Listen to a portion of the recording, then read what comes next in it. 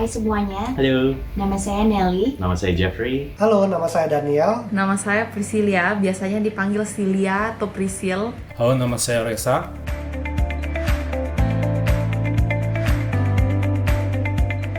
Kami pasangan suami istri yang sudah menetap di Melbourne sejak tahun 2002 dan berjemaat di gereja ICC sejak 2,5 tahun terakhir. Saya adalah lulusan dari University of Melbourne.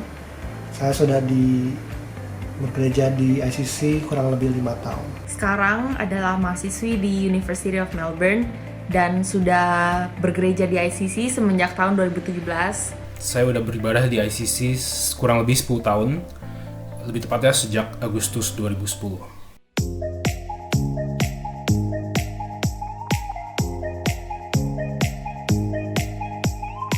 Salah satu momen terpenting adalah ketika saya baru pertama kali terlibat dalam kelompok kecil, di mana saya menjadi anggota bersama dengan 4 orang lainnya di dalam suatu kelompok. Ketika itulah saya baru mengerti benar-benar membagi kehidupan saya, men-sharingkan pergumulan, dan juga di mana saya betul-betul bertumbuh dalam pengenalan saya akan Kristus dan akan isi Alkitab itu. Maka dari itu saya pun terus mendorong adanya permuritan yang berkualitas di ICC, dan di sanalah saya melayani. Buat kami secara pribadi adalah pengajaran setiap hari Minggu, khotbah di hari Minggu, dan juga untuk pengajaran seminar spesial di hari-hari lainnya. Sungguh-sungguh membuka mata hati kita dan mengenal Tuhan dengan lebih baik lagi, dan iman kita pun semakin bertumbuh dari pengajaran-pengajaran itu. Dan selain dari segi doktrinnya atau gospel centerednya, kami juga sangat terberkati dengan relevansinya dalam kehidupan kami sehari-hari. Kegiatan atau momen yang paling berkesan dalam waktu saya bersama dengan ICC adalah Easter Camp. Saya sudah mengikuti Easter Camp kurang lebih 4 kali, dan setiap kali saya adalah pengalaman yang begitu berbeda dan seru dan berdampak dalam hidup saya. Kalau untuk saya pribadi, itu kedekatan atau kehangatan di antara jemaat itu adalah merupakan suatu berkat yang luar biasa gitu. Karena kita merasakan di mana satu sama lain kita tuh support, benar-benar suportif dengan each other, dan kita juga melihat sendiri di mana mereka tuh benar-benar welcome kita ketika waktu kita pertama kali datang. Dan kita juga sangat bersyukur kita melihat banyak dari jemaat kita yang dekat bukan hanya ketika di dalam gereja, tetapi juga di luar gereja, di mana mereka melakukan kegiatan mereka kesehariannya. Mereka juga bisa saling suportif dengan satu sama lain, mereka bisa berdoa bersama, dan kita tuh benar-benar merasakan kasih Tuhan. Itu tuh nyata dan benar-benar nampak gitu di dalam kehidupan atau jemaat ICC ini. So, jadi itu merupakan hal yang kita benar-benar bisa syukurkan juga.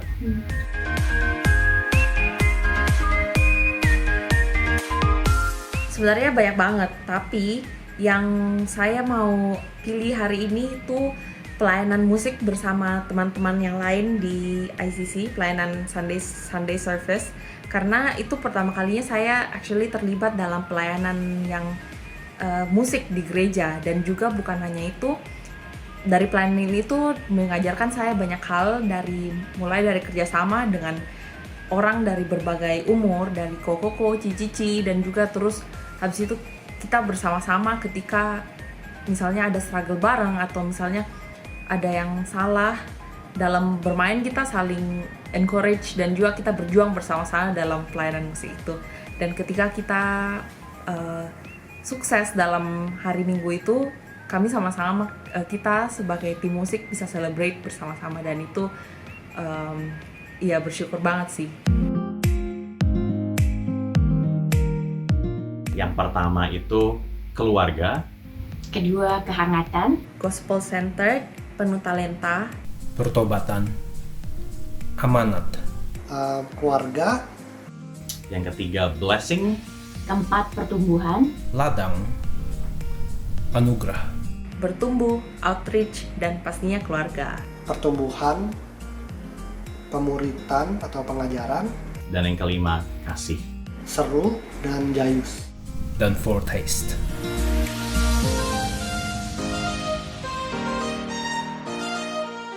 Carilah gereja di mana kamu bisa bertumbuh secara optimal, tentunya dengan banyak bergumul dan dengan banyak-banyak berdoa. ICC tidak perfect, dan ICC tentunya bukan gereja yang paling baik. Mungkin kamu tidak cocok sama ICC, tapi mungkin juga ICC adalah gereja di mana kamu bisa memanggilnya home, di mana kamu bisa bertumbuh, bisa melayani, dan saling melayani.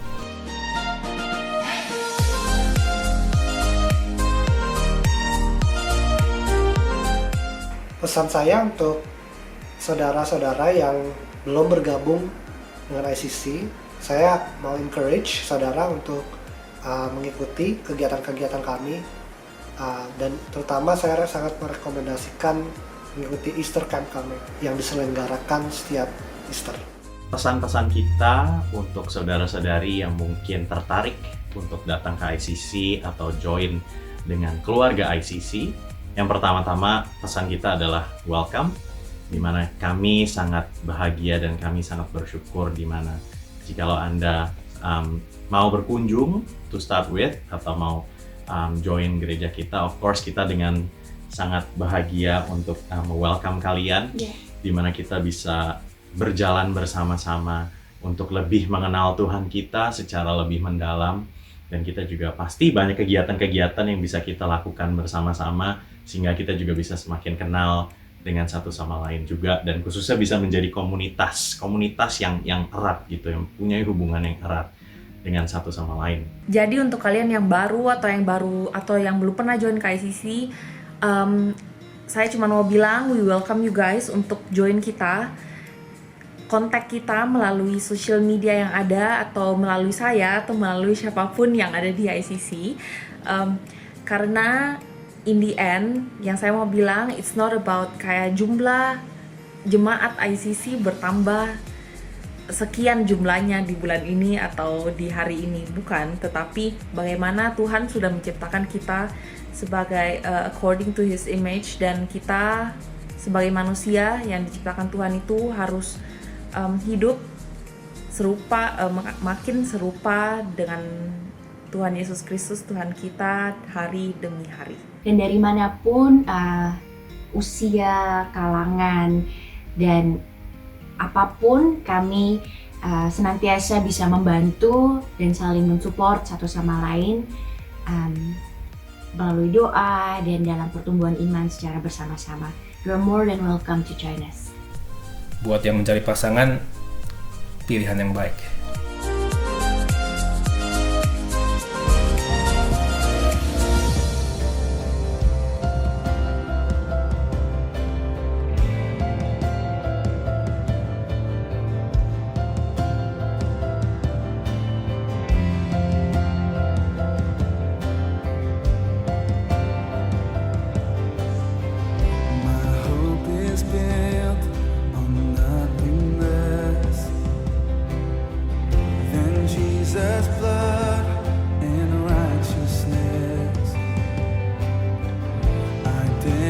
Trust the sweetest friend,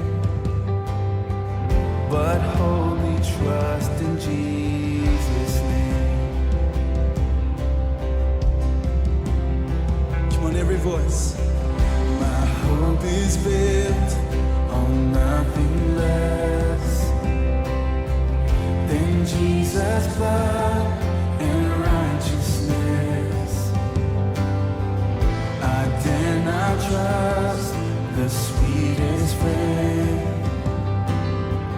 but wholly trust in Jesus' name.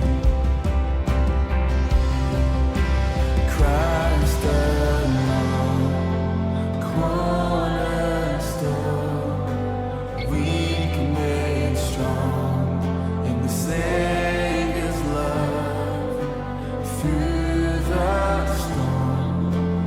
He is the Lord of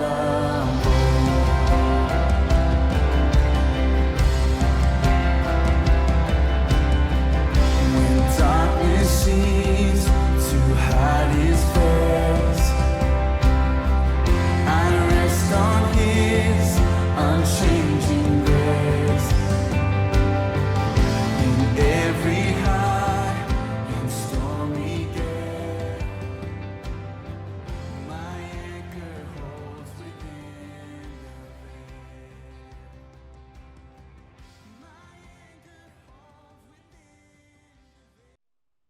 Selamat pagi dan selamat hari Minggu. Selamat beribadah kembali di ICC Melbourne. Sungguh satu sukacita boleh bersama-sama menghadiri dan merayakan hari Tuhan, khususnya di Minggu Reformasi yang kita peringati di setiap minggu terakhir di bulan Oktober, memperingati lebih dari 500 tahun yang lalu, waktu Bapak Reformasi Martin Luther memakukan 95 tesis di depan pintu gedung gereja Wittenberg. Dan dari sejak hari itu, api reformasi mulai menjalar ke seluruh benua Eropa, sampai ke Asia, dan sampai ke kita hari ini. Saudara, ini adalah hari yang kita patut ingat dan syukuri. Itu sebabnya dengan membuka ibadah ini di dalam nama Allah Tritunggal, Bapa, Putra, dan Roh Kudus, mari kita bersama-sama memasuki ibadah ini dengan mendengarkan panggilan beribadah yang diambil dari 1 Korintus 3 ayat yang ke-9 sampai ke-11. Dengarkanlah firman Tuhan. Karena kami adalah kawan sekerja Allah, kamu adalah ladang Allah, bangunan Allah. Sesuai dengan kasih karunia Allah yang dianugerahkan kepadaku, aku sebagai seorang ahli bangunan yang cakap telah meletakkan dasar, dan orang lain membangun terus di atasnya. Tetapi, tiap-tiap orang harus memperhatikan bagaimana ia dibangun di atasnya. Karena tidak ada seorang pun yang dapat meletakkan dasar lain daripada dasar yang telah diletakkan, yaitu Yesus Kristus. Dan berdasarkan Yesus Kristuslah, kita bersama-sama menaikkan pujian kita yang pertama. Dasar Gereja yang Esa, The Church's One Foundation. Jemaat yang dikasihi Tuhan, saya percaya kita sekalian rindu untuk bisa beribadah dan bersekutu lagi di gereja. Tapi puji syukur kepada Tuhan, walaupun di masa pandemi ini, kita tidak bisa bertemu secara fisik. Tapi kita tetap bisa saling mendukung, mendoakan, dan menguatkan satu sama lain. Karena gereja Tuhan bukan hanya sebatas bangunan, melainkan persekutuan orang-orang kudus dan anggota keluarga Allah. Kita adalah umat Tuhan yang telah dipanggil di dalam satu tubuh, satu roh, satu iman, satu pengharapan, dan satu Tuhan, yaitu Yesus Kristus yang adalah dasar gereja yang esa.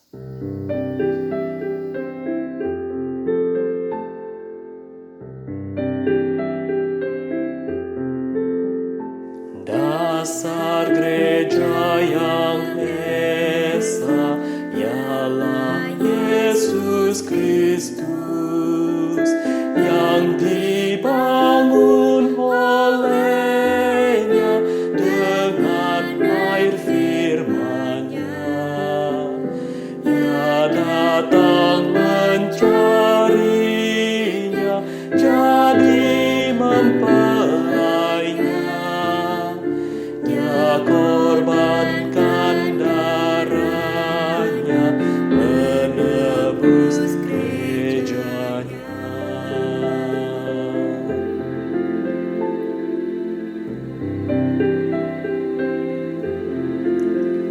Semua umat Tuhan bersatu dalamnya, satu Tuhan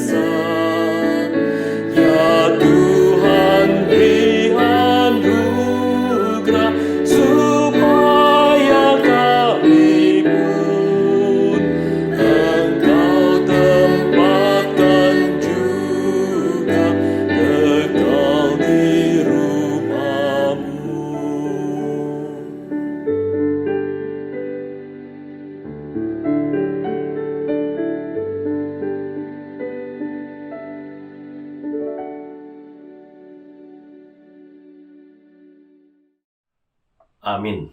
Sungguh Yesus Kristus adalah dasar gereja Tuhan yang kokoh. Mari kita berdoa. Bapa dalam surga, di hari reformasi ini kami bersyukur sepanjang sejarah Engkau membangkitkan begitu banyak orang, besar, kecil, ternama, tidak ternama, dengan berbagai macam kelemahan, keterbatasan, kekurangan, dan dosa. Tapi melalui perbincangan, kata-kata, tindakan, aktivitas mereka, Engkau mempertahankan gerejamu yang murni, yang berlandaskan pada kebenaran firman Tuhan. Kami bersyukur untuk firman-Mu yang tertuang di dalam Alkitab ini, yang bukan saja boleh kami baca dan mengerti, tetapi boleh kami percayai dan boleh kami sebarkan dan kabarkan dan ajarkan. Bapa, kami harus mengakui bahwa seringkali kami tidak hidup sepadanan dengan firman-Mu, tidak hidup selaras dengan Injil Kristus. Ampuni kami Bapa, baik sebagai pribadi, sebagai para pemimpin, sebagai gereja, sebagai keluarga. Karena kami kerap kali lalai menghidupi iman yang telah Kau tanamkan dan semaikan di dalam hati kami. Ampuni tindakan kami yang semena-mena terhadap orang lain. Ampuni kepahitan dan ketidakmauan kami untuk mengampuni. Ampuni kemarahan kami yang lebih sering merajalela menjadi tindakan yang kasar, brutal, sinis maupun pasif. Tolong kami Tuhan. Karena Engkau yang telah menebus kami dalam Kristus, Engkau pun yang dapat dan sanggup dan mau untuk membasuh dan mencucikan kami. Kami mohon pengampunan-Mu bukan karena siapa diri kami, tetapi karena siapa diri Kristus. Yang hari ini kami rayakan Injil dan firman-Nya, kebenaran dan kekuasaannya. Kami berdoa Bapa sebagai gereja Tuhan di tempat ini. Dan setiap orang yang mendengarkan ibadah dan berpartisipasi dalam ibadah online ini, boleh hidup sesuai dengan moto reformasi, segala kemuliaan hanya bagi Allah saja. Terima kasih Bapa, demi nama Tuhan kami Yesus Kristus kami berdoa. Amin. Saudara sekalian, berita anugerah bagi kita sekalian pada pagi hari ini diambil dari kitab Nabi Yeremia, pasalnya yang ke-31 ayat yang ke-33 sampai 34. Tetapi beginilah perjanjian yang kuadakan dengan kaum Israel sesudah waktu itu, demikianlah firman Tuhan. Aku akan menaruh Tauratku ke dalam batin mereka, dan menuliskannya dalam hati mereka. Maka aku akan menjadi Allah mereka, dan mereka akan menjadi umatku. Dan tidak usah lagi orang mengajar sesamanya, dan mengajar saudaranya dengan mengatakan, kenalah Tuhan. Sebab mereka semua, besar kecil, akan mengenal aku. Demikianlah firman Tuhan, sebab aku akan mengampuni kesalahan mereka dan tidak lagi mengingat dosa mereka. Sungguh bersyukur saudara kita diingatkan bahwa kita punya Tuhan yang walaupun Ia murka dan benci atas dosa kita, tetapi di dalam dan melalui Kristus, Ia mengampuni dan tidak akan mengingat dosa-dosa kita lagi. Saudara, sekali lagi selamat hari Minggu. Di hari reformasi ini saya harap ini menjadi satu kesempatan kita semua mengucap syukur karya bapak-bapak gereja, para tokoh reformasi, para penerus mereka, kaum Puritan, para teolog, dan bahkan pendeta dan hamba-hamba Tuhan yang Tuhan pakai sepanjang hidup saudara. Saya yakin bagi kebanyakan dari saudara-saudara pasti sudah pernah dibesarkan atau diajar firman Tuhan oleh entah itu guru sekolah minggu, orang tua, pendeta di gereja asal saudara. Izinkan saya untuk mendorong saudara, untuk mendoakan, bersyukur pada mereka. Mungkin sebagian dari mereka sudah tidak ada. Mungkin sejumlah dari mereka sudah emeritus, sudah retired, dan mungkin sejumlah dari mereka sudah tidak lagi berjalan dengan Tuhan.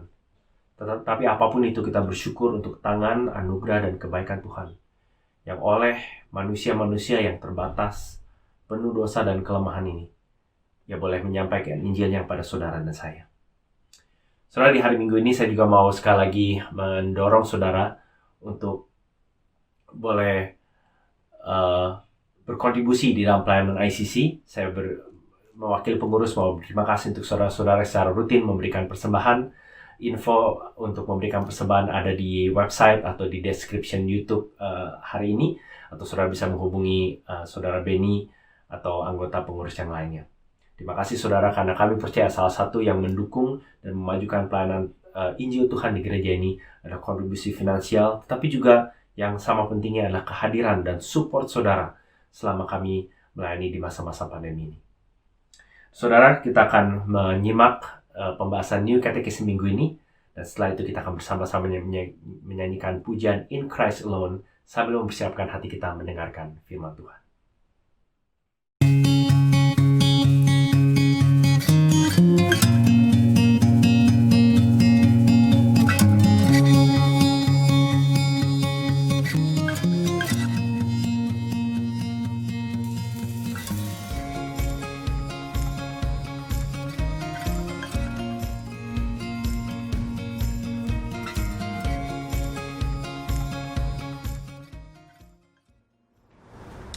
Ada dua sakramen yang Yesus dirikan untuk menunjukkan identitas umat Tuhan di dunia ini.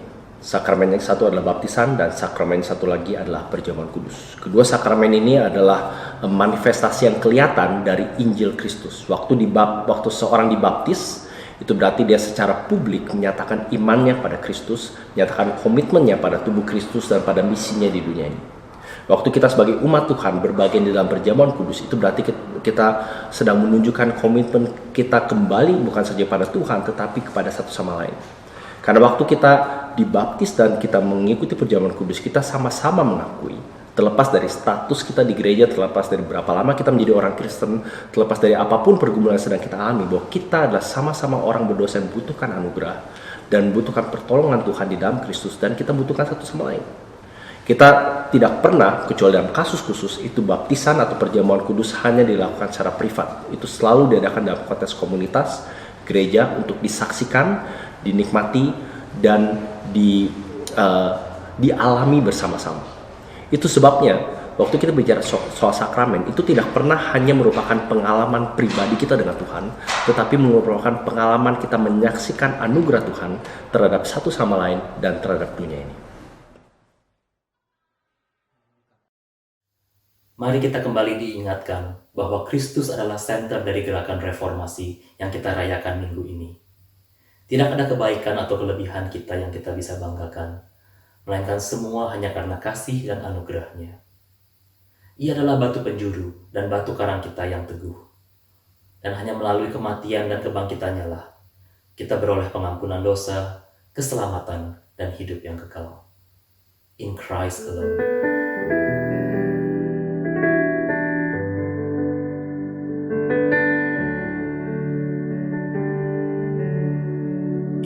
Christ alone, my hope is found.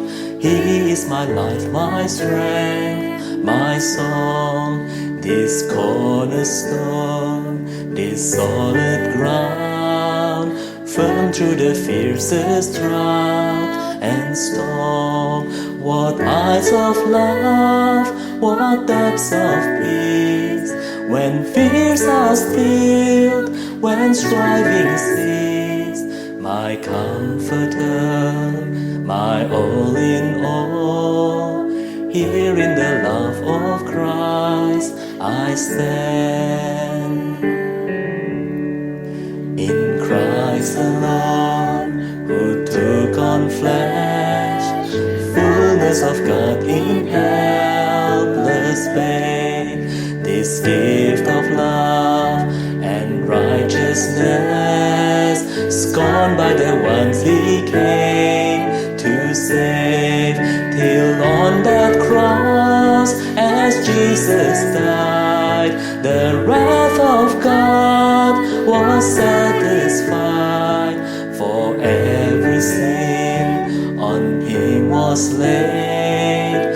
Here in the death of Christ I live.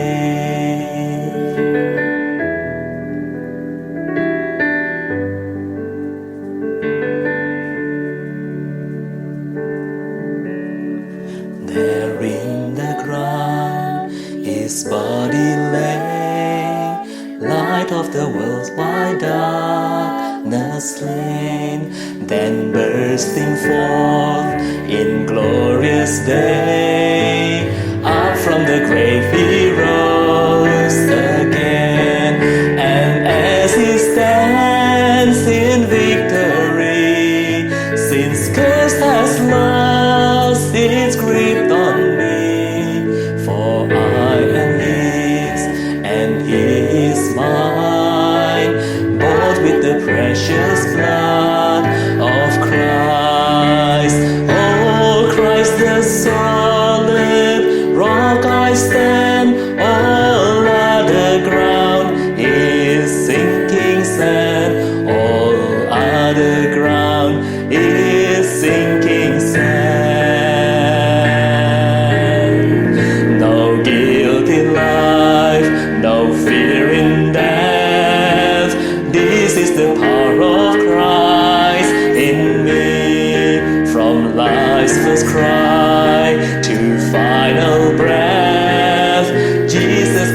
is my destiny.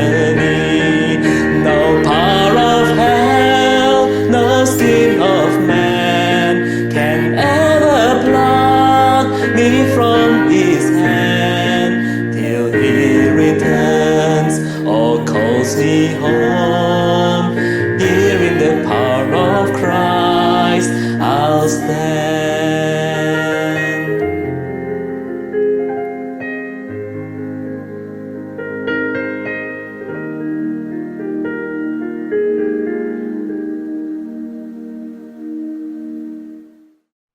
Mari kita berdoa. Sungguh, ya Bapa, hanya di dalam Kristus sajalah harapan kami, baik untuk dunia ini maupun dunia yang akan datang. Terima kasih Bapa, selama masa-masa pandemi, khususnya di Victoria, di mana kami mengalami masa restriksi yang termasuk paling ketat di seluruh dunia. Bagi kebanyakan kami merasakan betapa semakin manis, dahsyat, dalam dan kuatnya kasih-Mu di dalam Kristus. Kami merasakan bagaimana kata-kata di dalam Kristus saja menjadi lebih indah lagi justru di saat-saat sulit ini. Tapi bagi sebagian dari kami mungkin merasa firman-Mu telah menjadi hambar. Kami mungkin merasa kerohanian kami kering. Kami mungkin berjalan antara rasa frustrasi, putus asa, tanpa pengharapan, dan kosongan. Bapak, bagi setiap jenis orang yang mendengarkan firman-Mu hari ini, kami berdoa, berfirmanlah, sebab kami siap untuk mendengar. Demi Kristus Tuhan kami berdoa. Amin. Saudara, mari kita menyimak pembacaan firman Tuhan pagi hari ini yang diambil dari 2 Timotius pasal 3, ayat yang ke-14 sampai 17. Demikianlah firman Tuhan. Tetapi hendaklah engkau tetap berpegang pada kebenaran yang telah engkau terima dan yang engkau yakini, dengan selalu mengingat orang yang telah mengajarkannya kepadamu. Ingatlah juga bahwa dari kecil engkau sudah mengenal kitab suci yang dapat memberi hikmat kepadamu dan menuntun engkau pada keselamatan oleh iman kepada Kristus Yesus. Segala tulisan yang diilhamkan Allah memang bermanfaat untuk mengajar, untuk menyatakan kesalahan, untuk memperbaiki kelakuan, dan untuk mendidik orang dalam kebenaran. Dengan demikian, tiap-tiap manusia kepunyaan Allah diperlengkapi untuk setiap perbuatan baik. Demikian jawab pembacaan firman Tuhan. Saudara, yang berbahagia bukan saja kita yang mendengarkan firman kehidupan ini, tetapi juga yang mencamkannya serta mentaatinya di dalam hidupnya. Kiranya Allah Roh Kudus sendiri berkenan mengukirkan firman-Nya yang hidup dalam hati saudara dan saya pada pagi hari ini. Nah, saudara, berapa banyak dari Anda yang suka membaca manual atau buku petunjuk? Anda mungkin pernah punya pengalaman membangun perabot rumah sendiri, entah yang Anda beli online atau Anda ambil dari showroom. Lalu di rumah Anda keluarkan bagian-bagiannya dari kardus, dan setelah mengeluarkan komponen demi komponen, Anda mencari komponen yang paling penting, yaitu buku petunjuk. Nah, di dalam buku petunjuk tentu saja dijelaskan bagaimana menyusun perabot tersebut dengan benar. Hal-hal apa yang harus dihindarkan supaya jangan sampai salah membangun, bahkan bagaimana memastikan supaya perabot itu tidak rusak dan tahan lama. Nah, tentunya saudara, semakin rumit perabot yang saudara bangun, biasanya semakin banyak bagian-bagian kecil yang Anda perlu pastikan dipasang secara benar. Semakin rumit, maka buku petunjuk biasanya pun semakin tebal dan semakin mendetail. Semakin rumit perabot yang Anda bangun, maka semakin pula Anda bergantung pada isi buku petunjuk tersebut. Nah, saudara, kita hidup di dunia yang penuh tantangan dan rumit. Bahkan jauh sebelum pandemi COVID-19 muncul dan kita hadapi, saya yakin saudara dan saya sudah berhadapan dengan berbagai macam kesulitan. Dan tidak ada masa di mana kita tidak diisi dengan tantangan, kekhawatiran akan masa depan, dan lain seterusnya. Dan kita harus mengakui, bukan sayangnya bedanya dengan membangun perabot yang kita beli di toko atau di showroom. Hidup tidak datang dengan manual yang menjelaskan bagaimana kita harus menyambungkan berbagai macam komponen yang kadang-kadang rasanya begitu berbeda, berantakan, dan sulit untuk dikenali. Dan kita kadang-kadang merasa seperti di dalam kegelapan, bukan? Mencari-cari buku petunjuk, panduan, tuntunan, manual untuk mengarungi berbagai macam kesulitan dan kerumitan hidup ini. Nah, saudara, kalau saya mengatakan Alkitab adalah buku petunjuk yang menolong kita untuk menghadapi kesulitan-kesulitan dan pertanyaan-pertanyaan besar dalam hidup, maka kemungkinan besar dari Anda akan setuju. Bahkan itu salah satu alasan mengapa kami memberikan judul seri khotbah ini Reason for Faith, karena kami berharap bisa memberikan fondasi bagi iman saudara untuk mempunyai alasan yang rasional yang tepat mengapa saudara percaya. Dan salah satu fondasi iman Kristen tentu adalah fondasi di dalam Alkitab yang kita lihat sebagai buku petunjuk wahyu Allah tentang dirinya. Nah, sebagian dari kita sudah menikmati berkat dari membaca dan mendalami Alkitab, mendengarkan pengajaran, atau bahkan membagikannya, mengajarkannya dengan orang lain. Tapi mungkin, kalau saudara seperti saya beberapa tahun lalu, mungkin saudara pernah masuk atau sedang dalam fase di mana saudara mempertanyakan Alkitab. Apakah buku ini benar bisa dipercaya? Apakah buku ini masih relevan hari ini? Nah, saudara, ini tentu saja topik yang sangat luas, dan saya harap dalam waktu yang singkat saudara bisa semakin mengapresiasi pentingnya percaya pada Alkitab dan melihat relevansinya hari ini. Nah, sedikit membuka, mungkin bagi saudara yang lupa atau saudara yang belum tahu, kita perlu tahu apa itu Alkitab. Nah, saudara, Alkitab sebetulnya lebih tepatnya disebut sebagai perpustakaan atau library. Perpustakaan dari kitab-kitab atau buku-buku. Ada 66 kitab di dalam Alkitab, 39 kitab di Perjanjian Lama, dan 27 kitab di Perjanjian Baru. Yang menarik adalah Alkitab yang walaupun di tangan saya atau di app saudara atau di tablet saudara itu terdiri dalam satu format seperti ini, tetapi sebetulnya buku-buku dalam Alkitab ditulis dalam kurun waktu 1600 tahun. 1600 tahun, kebanyakan penulisnya tidak pernah bertemu satu sama lain. Ditulis oleh lebih dari 40 orang penulis dari berbagai macam latar belakang sosial dan ekonomi.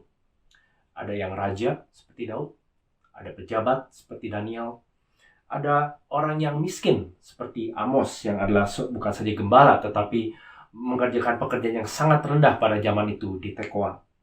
Ada seorang nelayan seperti Rasul Petrus, ahli makanan seperti Nehemia, dan gembala seperti Raja Daud sekali lagi. Saudara, begitu banyak jenis dan macam-macam penulis di Alkitab, tetapi dan belum lagi mereka menulis dalam 3 bahasa berbeda, setidaknya Ibrani, Aram, dan Yunani. Ditulis di 3 benua di Asia, Afrika, dan Eropa, tersebar di berbagai tempat. Tetapi terlepas dari jarak waktu yang lebih dari 1000 tahun di antara para penulisnya, jumlah penulis yang begitu beragam, bahasa yang begitu beragam, tetapi Alkitab berbicara tentang satu kisah besar yang sebentar kita akan lihat. Tetapi hari ini, saudara, saya mengajak kita untuk melihat 4 hal yang membuat Alkitab patut dipercaya sebagai buku petunjuk, sebagai manual untuk mengarungi kerumitan hidup kita hari ini. 4 hal yang membuat Alkitab patut dipercaya bukan saja sebagai firman Tuhan, tetapi juga relevan dalam hidup saudara dan saya hari ini. Ada 4 kata kunci yang saya harap saudara bisa pikirkan dan ingat sambil kita berjalan. Yang pertama yaitu inspirasi, konsistensi, efektivitas, dan aplikasi. Mari pertama kita lihat, saudara, inspirasi. Inspirasi mau mengatakan bahwa Alkitab diproduksi oleh Allah sendiri. Saudara, doktrin inspiration. By the way, saudara, inspirasi itu bukan seperti saudara dapat ilham, walaupun kata ilham sendiri dipakai di sini, tapi bukan ilham membuat puisi, membuat lukisan, membuat gambar. Tapi doktrin inspirasi adalah doktrin yang mengajarkan di mana pribadi Allah Roh Kudus secara supernatural mempengaruhi setiap penulis yang ia sudah pilih, sehingga apa yang mereka tulis itu dapat dipercaya dan mempunyai otoritas sebagai firman Tuhan. Saudara, 2 Timotius 3:16 yang tadi kita baca adalah ayat yang seringkali menjadi ayat kunci untuk menjelaskan dan mengajarkan doktrin inspirasi. Perhatikan di ayat 16 dikatakan segala tulisan yang diilhamkan Allah. Kalau saudara punya Alkitab bahasa Inggris, maka di situ terjemahkan all scripture, segala tulisan is breathed out by God. Bukan saja diilhamkan, tapi kata yang lebih akurat lagi adalah dinafaskan oleh Allah. Nah, apa itu nafas? Saudara, kalau kita mau mengungkapkan pikiran kita dengan kata-kata, maka nafas adalah kendaraan yang kita pakai supaya pikiran kita bisa menjadi ucapan yang saudara dan saya bisa tangkap dan kita pakai sebagai dialog atau komunikasi. Dengan kata lain, saudara, yang doktrin inspirasi mau katakan adalah apa yang ada di pikiran Allah, ia komunikasikan melalui Roh-Nya yang kudus, lalu melalui perantara para penulis, dituangkan ke dalam tulisan-tulisan mereka sehingga apa yang mereka tulis adalah apa yang Allah nafaskan. Ini seringkali juga dikenal sebagai dual authorship atau penulisan ganda. Artinya ada dua penulis di dalam Alkitab. Betul, kita secara umum mengakui Alkitab sebagai firman Tuhan, firman Allah, perkataan-perkataan Allah. Tapi pada saat yang sama Allah berkata melalui perkataan-perkataan manusia. Itu sebabnya berbicara soal beragam jenis penulis tadi, saudara, kalau saudara sudah cukup lama di gereja, saudara tahu bahwa gaya Daud menulis berbeda dengan cara Paulus menulis. Bahkan di Perjanjian Baru, cara Paulus menulis berbeda dengan gaya Rasul Petrus menulis, berbeda lagi dengan gaya Rasul Yohanes menulis. Jadi saudara, di sini kita melihat seperti yang dikatakan oleh teolog John Stott, di satu pihak Allah yang berbicara menentukan apa yang mau ia katakan tanpa menutupi kepribadian manusia menulisnya. Tetapi di pihak lain, manusia yang berbicara dan menulis dengan segala kemampuannya tanpa menyelewengkan kebenaran yang Allah katakan melalui mereka. Saudara, artinya Allah menggunakan keunikan karakter, kepribadian, situasi, bahkan pembaca pertama mereka untuk menyatakan apa yang Allah mau, tidak lebih, tidak kurang. Saudara, artinya setiap bagian dari Alkitab yang saudara dan saya miliki, dari kitab Kejadian sampai kitab Wahyu, adalah nafas Allah. Setiap buku, setiap bab, setiap pasal, setiap ayat, setiap kata. Tidak ada satu bagian pun yang lebih firman Tuhan dan satu bagian yang kurang firman Tuhan. Nah, sejumlah gereja yang kita seringkali sebut gereja liberal, beberapa dari mereka punya pandangan seperti ini, yang termasuk firman Tuhan adalah bagian waktu Allah mengatakan, maka berfirmanlah Tuhan, buka kutip, kututup, itulah firman Tuhan. Yang lain di luar itu, waktu Alkitab bicara tentang sejarah, tentang mujizat misalnya, itu bisa dipertanyakan. Nah, itu satu jenis pandangan. Mereka pada dasarnya Alkitab mengandung di dalamnya ada firman Tuhan. Tapi yang teologi reform ajarkan adalah Alkitab adalah firman Tuhan. Setiap bagian dari Alkitab, dari pasal pertama sampai pasal terakhir, adalah apa yang Allah nafaskan, apa yang Allah katakan. Saudara, memang tadi saya katakan tidak satu bagian lebih dan tidak satu bagian kurang firman Tuhan. Tetapi kita harus mengakui bahwa memang ada bagian yang mungkin tentu saja lebih jelas menggambarkan atau menceritakan tentang Allah. Contohnya, Mazmur yang paling kita kenal, Mazmur 23 ditulis oleh Daud. Kebanyakan saudara hafal setidaknya baris pertamanya, Tuhan adalah gembalaku. Tuhan adalah gembalaku. Berbicara sangat jelas tentang peran Tuhan sebagai gembala, sebagai raja, dan seterusnya yang saudara bisa baca sendiri. Mazmur 23. Tetapi berbeda misalnya dengan 1 Tawarik 23 yang berbicara tentang akhir hidup raja yang sama, Raja Daud, di mana di tengah-tengah ada 20 ayat dengan daftar nama rombongan petugas atau roster di bait Tuhan. Daftar nama yang cukup panjang yang biasanya buat kita melelahkan dan kita lewat atau kita pikir, ya udah Tuhan taruh di situ, aku percaya pasti ada kegunaannya. Tapi sebetulnya kalau saudara berpikir seperti itu tidak terlalu salah. Karena kita bisa yakin bahwa setiap ayat, termasuk silsilah, setiap tempat dan lokasi yang digambarkan mempunyai fungsi yang Allah maksudkan.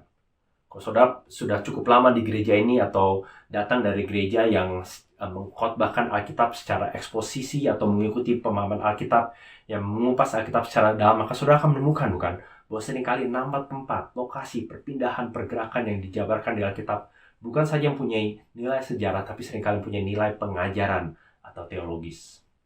Oke, saudara, jadi di setiap halaman Alkitab yang saudara dan saya pegang, ada Allah yang hidup, yang menafaskannya, Allah yang memproduksinya, Allah yang menginspirasikannya. Saudara, bayangkan kalau saudara misalnya mendapatkan undangan pernikahan misalnya, dari seorang yang di kampung saudara, katakan saudara sangat hormati, sangat cintai. Semua orang di kampung, kebanyakan menghormati dan mencintai orang ini, dan sebetulnya sangat berharap bisa diundang. Dan ternyata dari sejumlah banyak orang di kampung, saudara mendapatkannya. Saudara tentu sangat senang, bukan? Saudara akan menantikan, mungkin dengan pasangan saudara sudah mengatakan pakaian apa yang perlu kita beli, hadiah apa yang perlu kita bawa ke sana, dan seterusnya. Terus saudara bayangkan, pada hari saudara menerima undangan tersebut, tetangga saudara juga menerima undangan yang sama.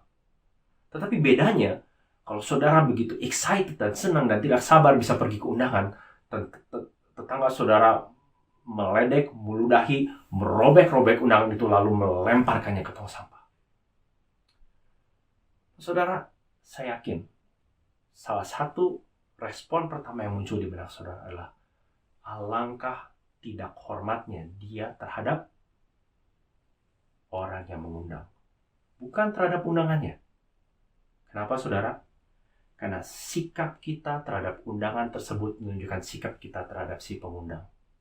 Saudara, demikian juga sikap kita terhadap Alkitab ini yang dinafaskan Allah menunjukkan sikap kita kepada Allah. Komitmen kita kepada buku ini menunjukkan komitmen kita kepada Tuhan Allah. Seberapa penting Alkitab dalam hidup saudara?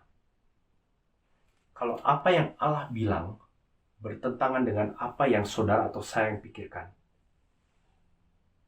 mana yang kita buang? Mana yang kita campakkan? Mana yang kita pegang?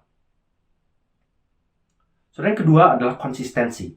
Di dalam konsistensi, saya mengatakan bahwa Alkitab divalidasi oleh sejarah.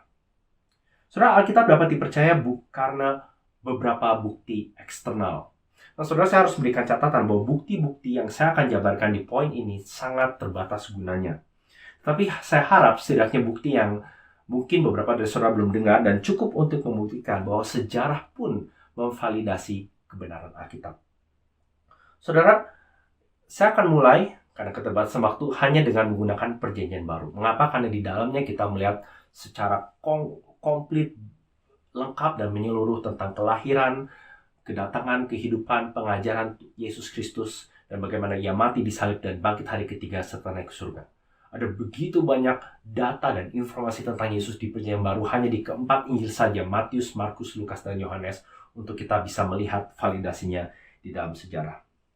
Dan lagian saudara, kalau misalnya Perjanjian Baru ini benar, maka apa yang Yesus dan para rasulnya katakan tentang Perjanjian Lama pun harusnya benar. Perjanjian Lama dikutip atau dirujuk setidaknya lebih dari 800 kali di Perjanjian Baru. Jadi kalau kita bisa memvalidasi Perjanjian Baru, maka otomatis kita bisa percaya dan memvalidasi Perjanjian Lama.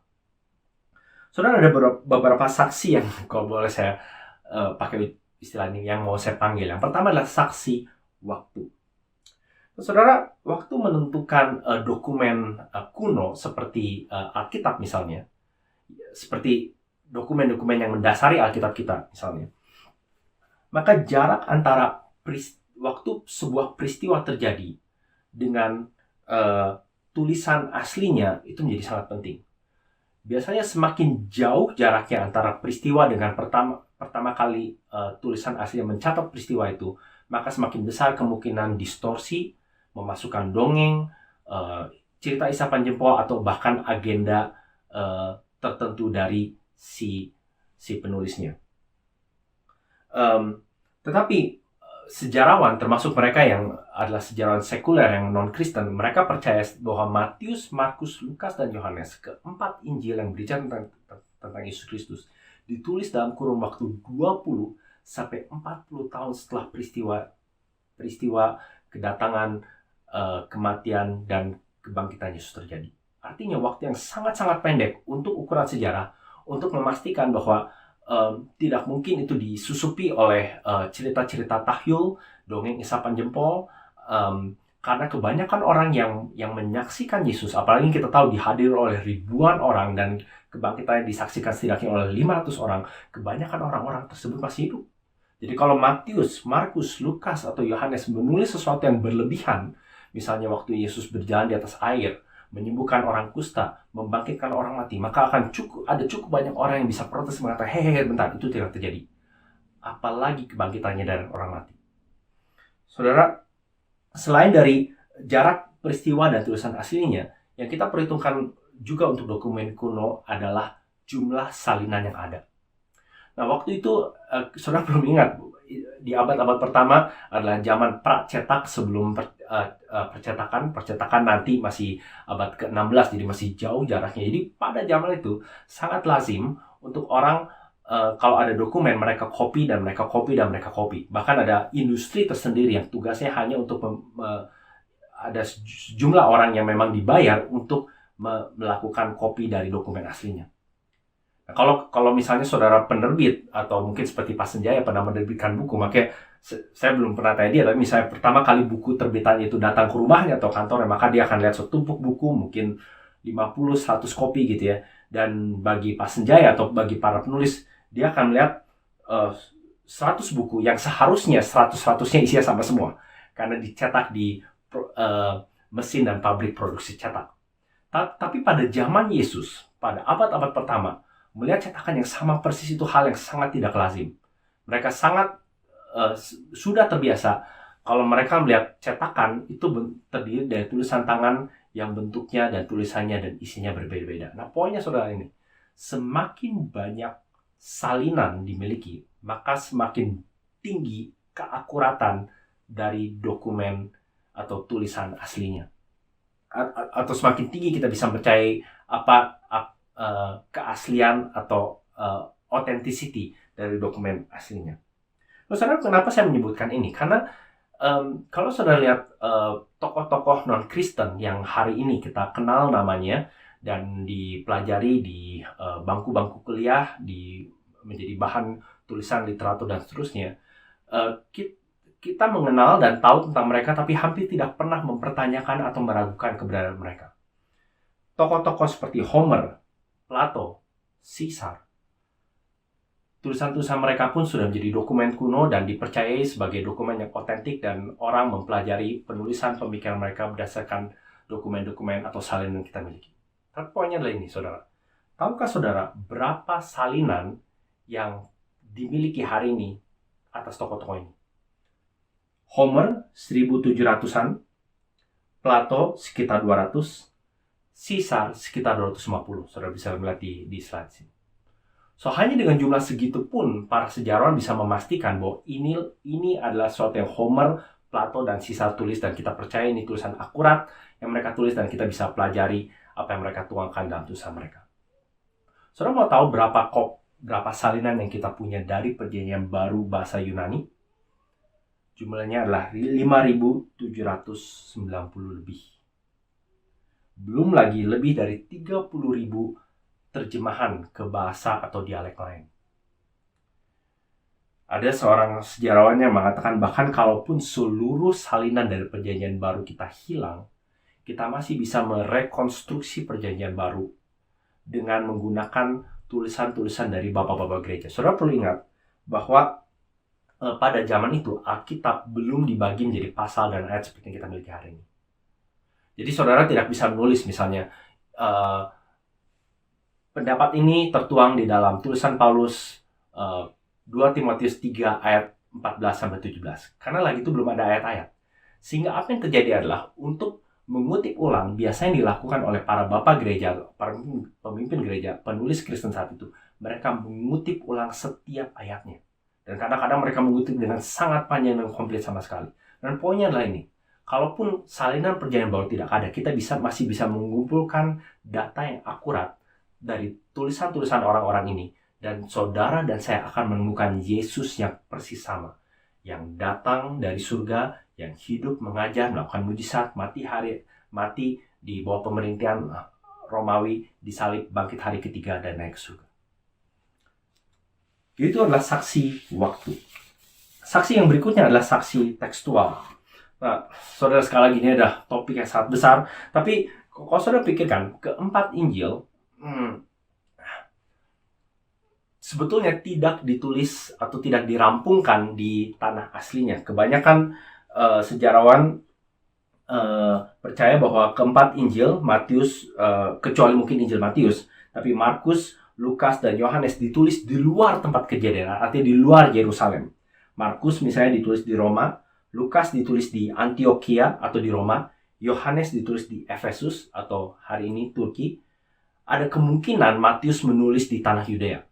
Tapi apapun itu, yang bahkan diakui oleh sejarawan non-Kristen, seringkali yang menjadi perdebatan adalah kalau mereka menulis di luar tempat kejadian, di mana kebanyakan Yesus melayani, yaitu di Yerusalem, di Galilea, dan sekitarnya.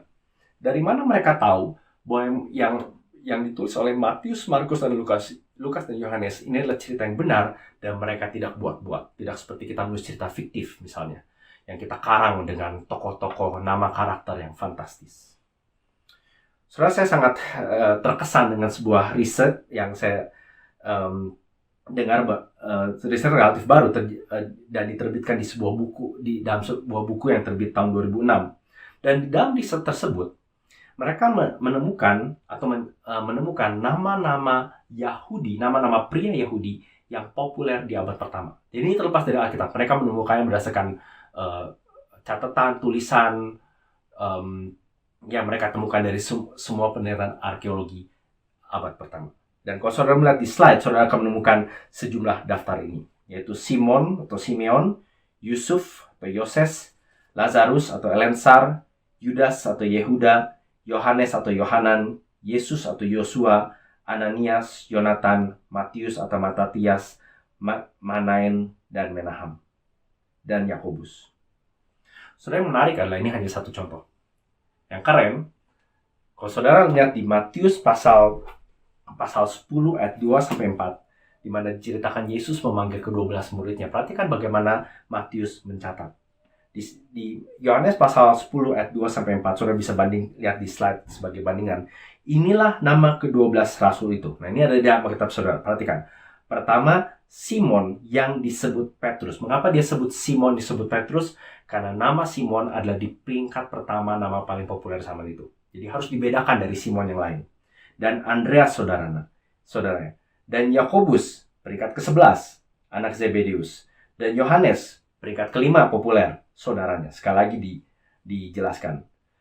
Filipus dan Bartolomeus dan Thomas tidak dijelaskan, tidak diberi kualifikasi. Kenapa? Karena Filipus tingkat ke-61, Bartolomeus tingkat ke-50, dan Thomas tingkat ke-100. Namanya tidak terlalu populer seperti Simon, Yakobus, dan Yohanes. Matius tingkat ke-9, harus dijelaskan, Matius pemungut cukai. Yakobus, sekali lagi nama yang sama. Peringkat ke-11 harus disebut, Yakobus anak Alfeus. Dan Tadeus, tidak ada penjelasan karena urutan tingkat ke-39. Dan sekali lagi, Simon, orang Zelot, untuk membedakan dia dari Simon Petrus, dan Yudas Iskariot, tingkat ke-4. Saudara, ini baru bicara tentang nama. Saudara akan menemukan bahwa dari segi lokasi, geografi, nama tanaman, nama jabatan, Alkitab sangat-sangat akurat secara teks sejarah untuk membuktikan bahwa para penulisnya betul-betul entah pernah di sana atau kenal dekat dengan orang-orang yang tinggal di sana. Saudara, ini artinya Alkitab kita bukan saja merupakan firman Tuhan, tetapi juga sebetulnya bisa dibilang semacam dokumen sejarah yang bisa diandalkan, dan sebetulnya masih diandalkan hari ini oleh para sejarawan. Saksi yang ketiga adalah saksi eksternal. Nah, ini adalah sumber non-Kristen yang penulisnya tidak percaya Yesus. Nah, saudara, sebetulnya daftar asli saya panjang sekali. Saya hanya akan kutip 3 saja. Nah, Yosefus, dia seorang sejarawan Yahudi yang hidup di tahun 37 sampai 101. Dia menulis seperti ini. Yesus hidup di Palestina, seorang yang bijaksana dan seorang guru, melakukan banyak perbuatan ajaib, didakwa oleh orang-orang Yahudi, dan punya pengikut yang disebut orang-orang Kristen. Penulis lain bernama Phlegon hidup dari tahun 80 sampai 140. Yesus punya kemampuan memprediksikan masa depan secara tepat dan disalibkan di bawah pemerintahan Kaisar Tiberius dan menunjukkan bekas-bekas lukanya setelah ia dibangkitkan. Nah, yang berikut ini walaupun saya akan kutip dari Alkitab tetapi adalah bagian dari saksi eksternal. Kalau saudara lihat di Lukas pasal 3 yang saya akan bacakan, perhatikan. Dalam tahun ke-15 dari pemerintahan Kaisar Tiberius, ketika Pontius Pilatus menjadi wali negeri Yudea dan Herodes raja wilayah Galilea, Filipus saudaranya raja wilayah Iturea dan Trakonitis, dan Lisanias raja wilayah Abilene. Saudara, dalam satu ayat, perhatikan, Lukas mencatat lebih dari 10 fakta sejarah yang kalau dia salah satu saja menunjukkan, kalau satu saja dia salah, atau satu saja dia ngawur sama sekali atau ngarang, maka kita tahu bahwa dia tidak sedang mencatat fakta sejarah. Saya beri satu contoh, waktu di situ disebut Lisanias Raja Wilayah Abilene, ada 2 tulisan antik yang tertanggal tahun 14 sampai 37 yang menyebut nama Lisanias sebagai raja wilayah dari Abilene. Jadi saudara, secara konsisten kita melihat bahwa jumlah salinan Alkitab kita dan dekatnya waktu peristiwa dengan tulisan pertama, kita melihat saksi tekstual di mana para penulis tahu, kenal daerahnya dan sejumlah rasul serta saksi mata yang melihat dan bertemu dan berbicara dengan Yesus. Dan saksi eksternal yang setidaknya mendukung keberadaan Yesus dan para rasulnya. Kita bisa tahu bahwa Alkitab secara konsisten divalidasi oleh sejarah. Saudara, tahun 70-an seorang bernama Charles Colson yang waktu itu adalah salah satu orang kepercayaan Presiden Nixon terjerat skandal yang kemudian dikenal dengan skandal Watergate. Saudara bisa cari sendiri di Wikipedia atau di YouTube. Nah, Colson sempat harus mendekam di penjara, tetapi disitulah ia bertobat dan akhirnya menjadi salah satu tokoh Kristen yang terkemuka di Amerika. Dan ini dia katakan, "Saya tahu bahwa kebangkitan Yesus itu adalah fakta. Buktinya adalah skandal Watergate. Mengapa? Karena 12 orang menyaksikan bahwa mereka melihat Yesus bangkit dari kematian. Mereka mengabarkan kebenaran itu selama 40 tahun tanpa sekalipun menyangkalnya. Setiap dari mereka dipukuli, disiksa, dilempari batu, dan dipenjara. Mereka tidak akan mau menanggung semua itu kalau yang mereka kabarkan itu berita bohong.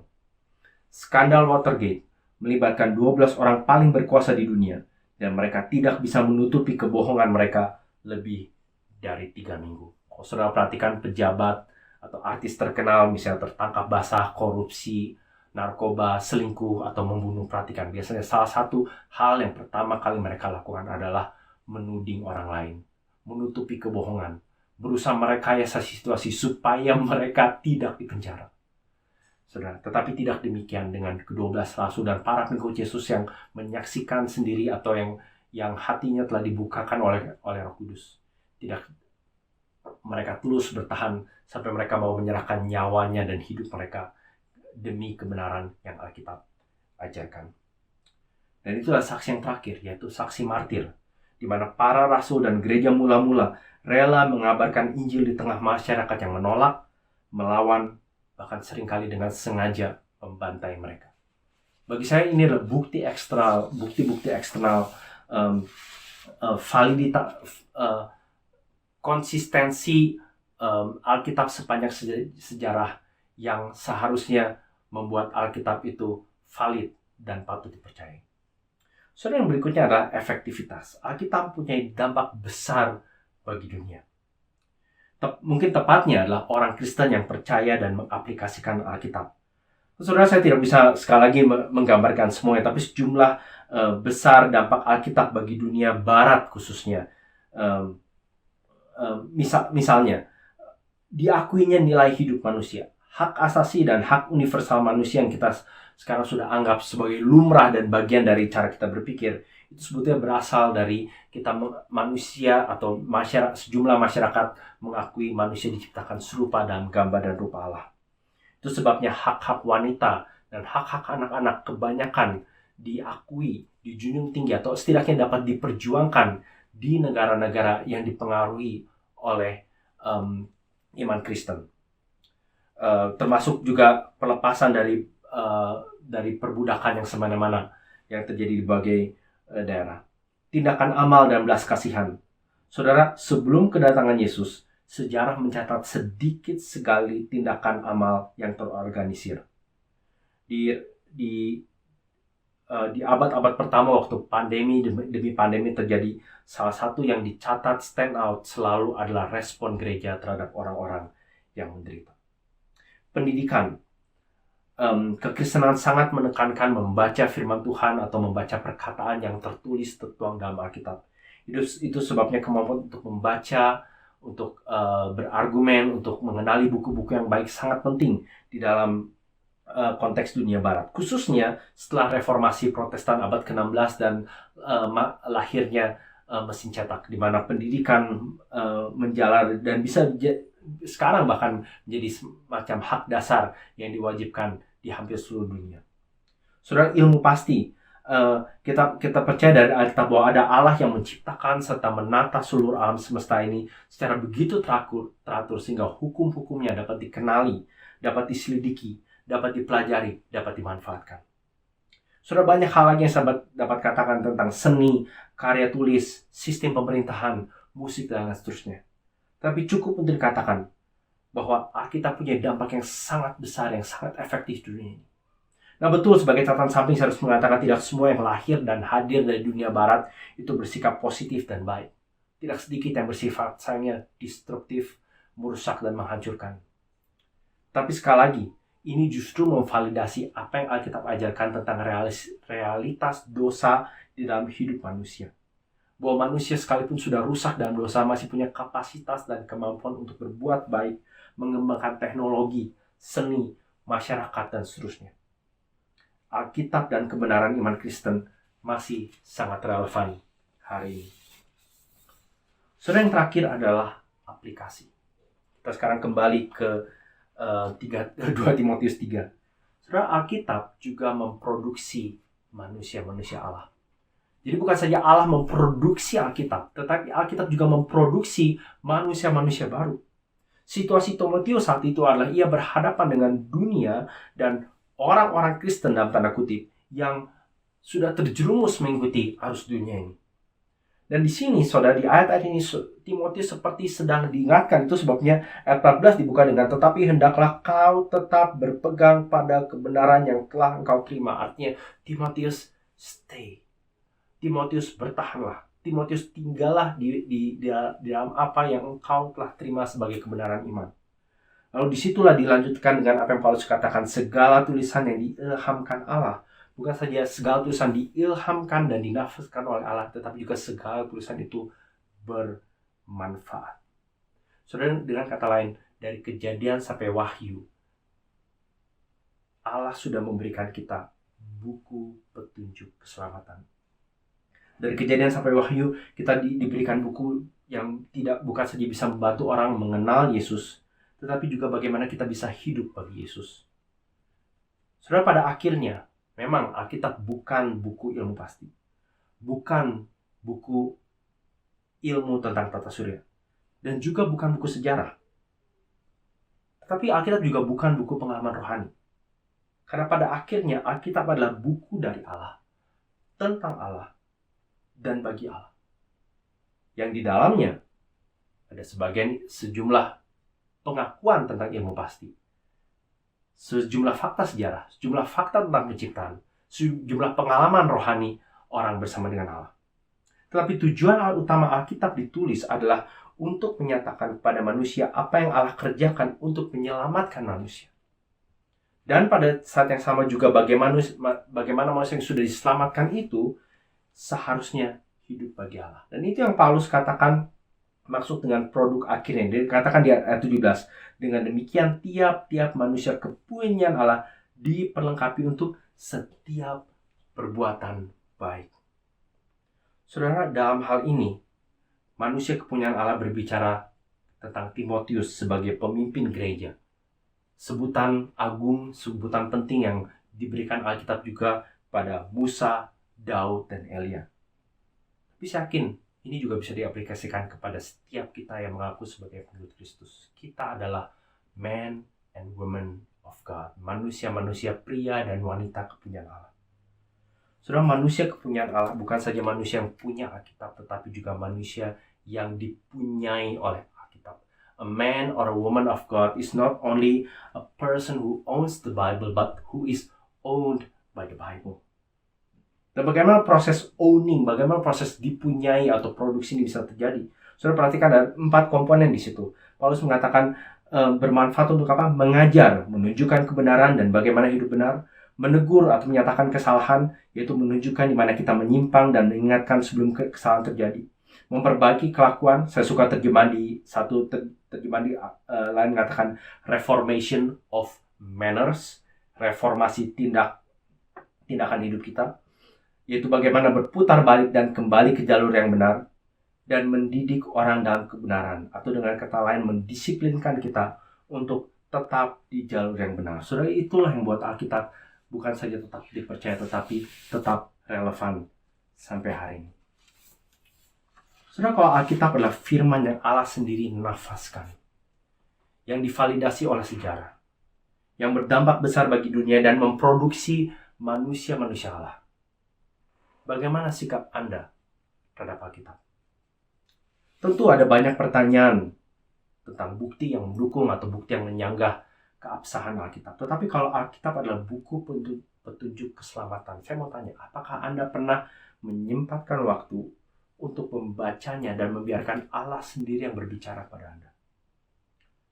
Saudara, kalau saya boleh sarankan, cobalah salah satu dari keempat Injil, Matius, Markus, Lukas, atau Yohanes.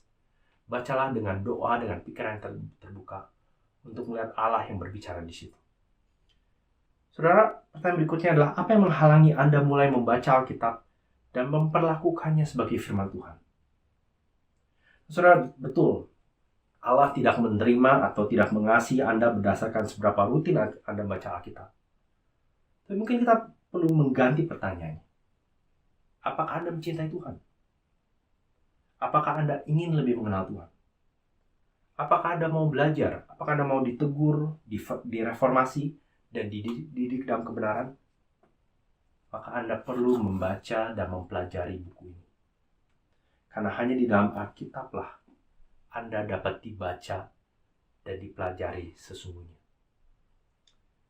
Saudara, bagi para pemimpin keluarga, para suami, atau istri, atau ibu, atau para orang tua, apakah Anda menjadi teladan dalam membaca dan mengaplikasikan kebenaran Alkitab ini di dalam keluarga?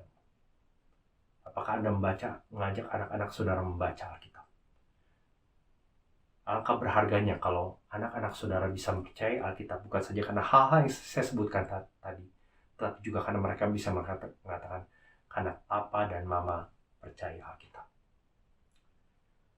Saudara, bagi Anda yang sudah yakin bahwa ini adalah firman Tuhan, berguna, bermanfaat, mungkin ini adalah kesempatan untuk membaca Alkitab bersama dengan orang lain.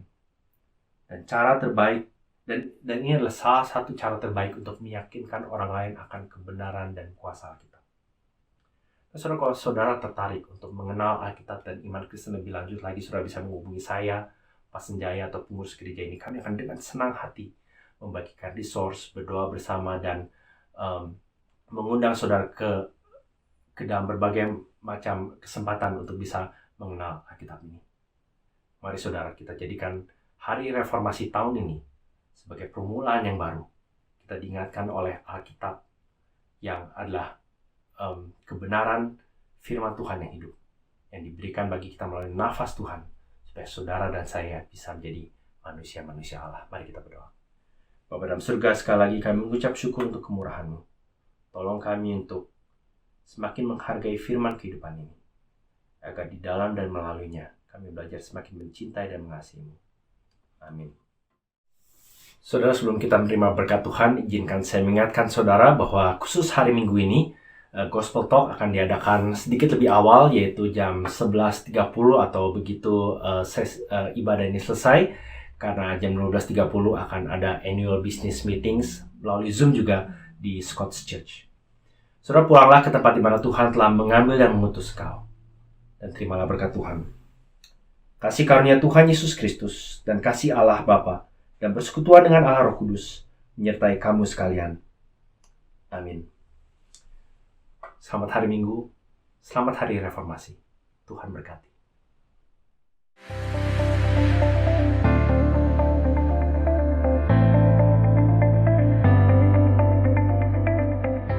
Hai semuanya, Halo, nama saya Nelly. nama saya Jeffrey. Halo, nama saya Daniel. Nama saya Priscilia, biasanya dipanggil Cilia atau Prisil. Halo, nama saya Reza.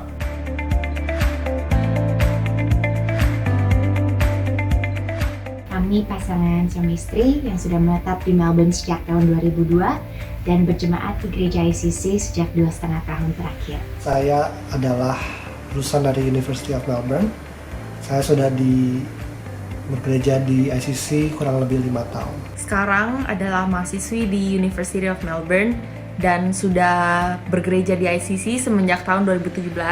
Saya udah beribadah di ICC kurang lebih 10 tahun, lebih tepatnya sejak Agustus 2010.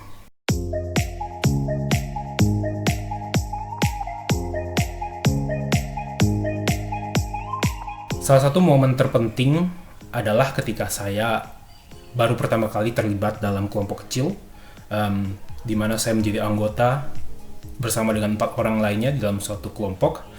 Ketika itulah saya baru mengerti benar-benar membagi kehidupan saya, men-sharingkan pergumulan, dan juga di mana saya betul-betul bertumbuh dalam pengenalan saya akan Kristus dan akan isi Alkitab itu. Maka dari itu, saya pun terus mendorong adanya permuritan yang berkualitas di ICC. Dan di sanalah saya melayani. Buat kami secara pribadi adalah pengajaran setiap hari Minggu, khotbah di hari Minggu, dan juga untuk pengajaran seminar spesial di hari-hari lainnya. Sungguh-sungguh membuka mata hati kita dan mengenal Tuhan dengan lebih baik lagi. Dan iman kita pun semakin bertumbuh dari pengajaran-pengajaran itu. Dan selain dari segi doktrinnya atau gospel centerednya, kami juga sangat terberkati dengan relevansinya dalam kehidupan kami sehari-hari. Kegiatan atau momen yang paling berkesan dalam waktu saya bersama dengan ICC adalah Easter Camp. Saya sudah mengikuti Easter Camp kurang lebih 4 kali. Dan setiap kali saya adalah pengalaman yang begitu berbeda dan seru dan berdampak dalam hidup saya. Kalau untuk saya pribadi, itu kedekatan atau kehangatan di antara jemaat itu adalah merupakan suatu berkat yang luar biasa gitu.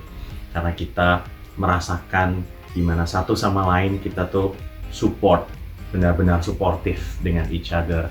Dan kita juga melihat sendiri gimana mereka tuh benar-benar welcome kita ketika waktu kita pertama kali datang. Dan kita juga sangat bersyukur kita melihat banyak dari jemaat kita yang dekat bukan hanya ketika di dalam gereja, tetapi juga di luar gereja, di mana mereka melakukan kegiatan mereka kesehariannya. Mereka juga bisa saling suportif dengan satu sama lain, mereka bisa berdoa bersama. Dan kita tuh benar-benar merasakan kasih Tuhan. Itu tuh nyata dan benar-benar nampak gitu di dalam kehidupan atau jemaat ICC ini. So, jadi itu merupakan hal yang kita benar-benar bisa syukurkan juga.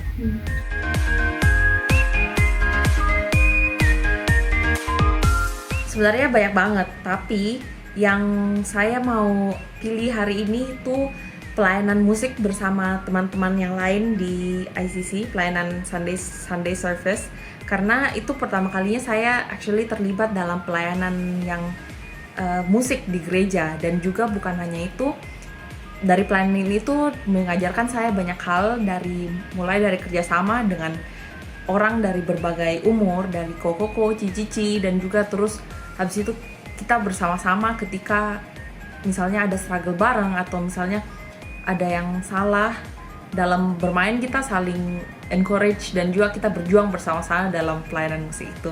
Dan ketika kita sukses dalam hari Minggu itu, kami sama-sama kita sebagai tim musik bisa celebrate bersama-sama, dan itu ya bersyukur banget sih.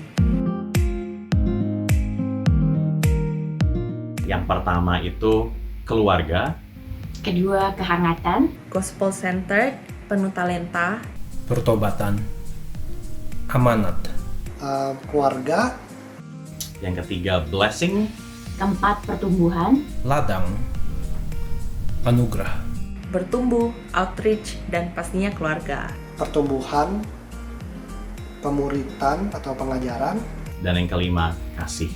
seru, dan jayus. dan foretaste.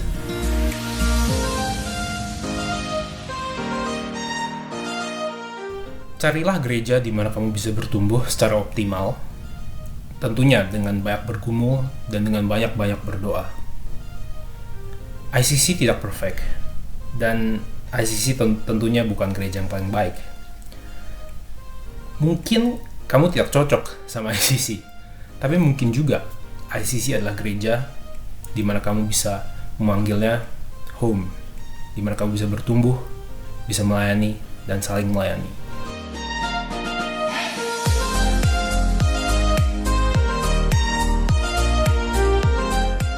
Pesan saya untuk saudara-saudara yang belum bergabung dengan ICC, saya mau encourage saudara untuk mengikuti kegiatan-kegiatan kami, dan terutama saya sangat merekomendasikan mengikuti Easter Camp kami yang diselenggarakan setiap Easter. Pesan-pesan kita untuk saudara-saudari yang mungkin tertarik untuk datang ke ICC atau join dengan keluarga ICC, yang pertama-tama pesan kita adalah welcome, di mana kami sangat bahagia dan kami sangat bersyukur di mana jikalau Anda mau berkunjung to start with atau mau join gereja kita, of course kita dengan sangat bahagia untuk welcome kalian, di mana kita bisa berjalan bersama-sama untuk lebih mengenal Tuhan kita secara lebih mendalam, dan kita juga pasti banyak kegiatan-kegiatan yang bisa kita lakukan bersama-sama sehingga kita juga bisa semakin kenal dengan satu sama lain juga, dan khususnya bisa menjadi komunitas yang erat gitu, yang punya hubungan yang erat dengan satu sama lain. Jadi untuk kalian yang baru atau yang belum pernah join ke ICC, saya cuma mau bilang we welcome you guys untuk join kita. Kontak kita melalui social media yang ada, atau melalui saya, atau melalui siapapun yang ada di ICC. Karena in the end, yang saya mau bilang, it's not about kayak jumlah jemaat ICC bertambah sekian jumlahnya di bulan ini atau di hari ini, bukan. Tetapi bagaimana Tuhan sudah menciptakan kita sebagai according to His image, dan kita sebagai manusia yang diciptakan Tuhan itu harus hidup serupa, makin serupa dengan Tuhan Yesus Kristus, Tuhan kita, hari demi hari. Dan dari manapun usia, kalangan, dan apapun, kami senantiasa bisa membantu dan saling mensupport satu sama lain melalui doa dan dalam pertumbuhan iman secara bersama-sama. You're more than welcome to join us. Buat yang mencari pasangan, pilihan yang baik.